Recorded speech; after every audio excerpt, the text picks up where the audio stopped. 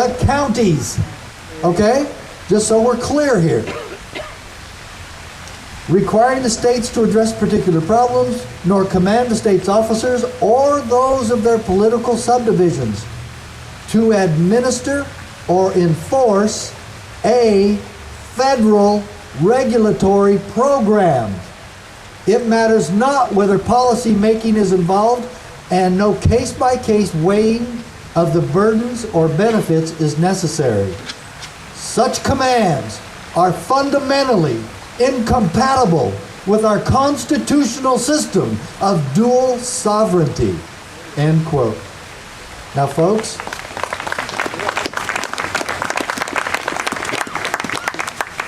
in other words, in fact, it doesn't need any real explanation. It's pretty clear, isn't it?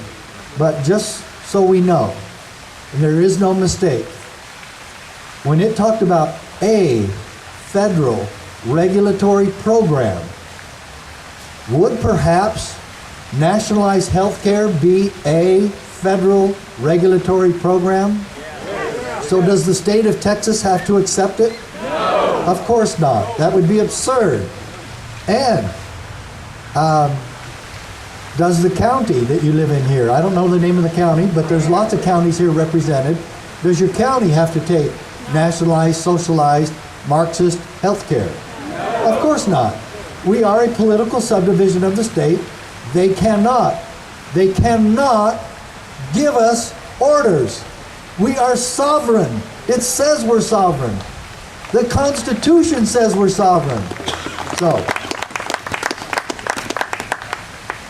bottom line on all of this, what I've done in 20 years of research, what I've done in 8 years as serving as a county sheriff, and all the studies and I've done on the Declaration of Independence and the Founding Fathers and the Constitution and American common law, the bottom line is this. The President of the United States, and I don't care if it's George Washington or whoever's in the White House today, I don't care who it is. I do not care. The President of the United States does not have the authority, the power, or the jurisdiction to tell your sheriff or your local officials what to do. Including your school board, who claims they have to follow all these orders. Your school board does not have to follow the dictates of Washington, D.C. Oh, they'll tell you, oh, we have to or we'll lose funding. Oh, when your governor will say, and you know, maybe we need a governor like Deborah Medina, who will say, we're not going to go along with all your federal regulatory programs. Even before the Mack Prince case, I knew that the state of Texas was sovereign. We will be sovereign. Do you know how much every state pays in federal mandates every year? It's about $3 to $5 billion. If you didn't have that, you could probably balance your budget here pretty good. Probably.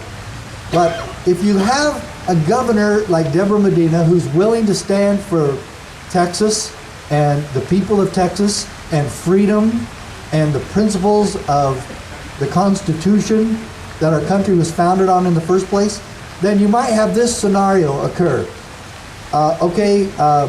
She says to the federal government, we're not going to go along with all your federal mandates. We're not going to buy into this ridiculous socialized health care. It's unconstitutional.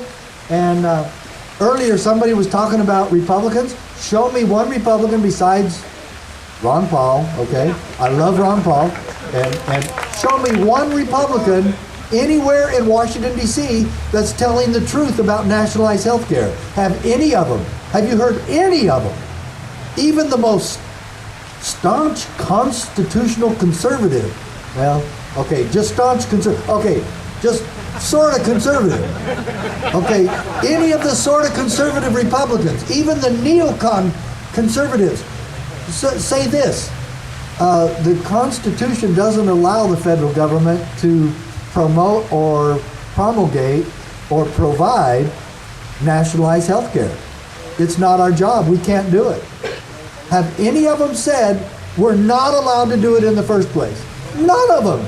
They just say, oh, we should make it cost less, or we should tweak it, or it should have a public option, or all this other crap that's just all politics. And instead of adhering to the Constitution, somebody could come out and just say, we can't do this. It's unlawful. It's not within our purview. It's not authorized by the Constitution. This isn't what the federal government was established to do. And let's be real clear here. Who established, who formed the federal government? The states. The 13 original states. So how is it that the federal government became the boss of the states? They're not. They never were. It was never intended to be that way. Do you know what has happened that they think they are? They have stolen that. It's all thievery. It's theft of power. It's called usurpation. And they have usurped this authority. And you know what we're doing in Texas? We're taking it back. Okay. Now, real briefly, I just want you to know I do have a corporate sponsor, and I want to tell you who that is. It's freezedryguy.com. If you want to build up your personal home food storage, please go to freezedryguy.com. He has great food, and the one thing he has that's really unique, he has meat. Not tofu, meat, real meat, okay? And that's why I've got cases and cases of their freeze-dry guy meat. Also, I want you to know this book. It's back on my table, and I don't have a lot of these with me. From my cold, dead fingers, Why America Needs Guns. Well, primarily we need guns the same reason that the Patriots in 1776 needed guns, and it wasn't so they could go pheasant hunting. The right to keep and bear arms. There's a quote in here. Probably my favorite quote is from George Mason, one of the original founding fathers from Virginia. And he said, I asked, sir, what is the militia? The M word. The militia, folks, is probably the most important concept that saved our country in 1776. Citizen volunteers. You know that we've used posses and citizen volunteers for decades in this country, and we really need to get back to doing it a lot more. I envision the sheriffs of this country forming huge posses, like my good friend in Phoenix, Sheriff Joe Arpaio. He has 5,000 on his posse, and I bring greetings from Sheriff Arpaio. He and I had breakfast about 3 weeks ago together, and we're discussing the governor race, and he told me I should run for governor in Arizona. I told him no, he should go ahead, and I said, besides that, I said, I'm too busy. And this is what I think I'm supposed to be doing. And I'm traveling the country. Thursday, I'll be in Mississippi, and then on the 12th, I'll be in Montana again, and I hope to be coming back to Texas very soon. And I'm proud. I want you to know I'm proud to be sharing the stage today with a person who knows and understands the principle of state sovereignty. And again, Deborah Medina will be up here in just a little bit. But in this book, the quote about the militia, I asked her, what is the militia? It is the whole body of the people, except for a few public officials. And at least George Mason and the founders were smart enough that they didn't want politicians in the militia. So public officials were exempt. They weren't allowed to be in the militia. Who needs them, is what they said. But the best and most effectual way to enslave the people is to disarm the people. And that's what the founding fathers thought about the right to keep and bear arms. And thus was the creation of the Second Amendment.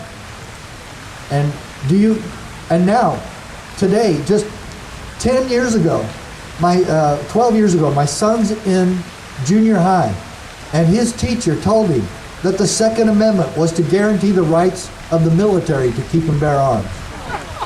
Rewriting our history, not knowing the definition of militia, and here she is, a college graduate. But you know, she was brought up in the public school system, so we can't really blame her, can we? And then, so I had to call her and tell her, I said, you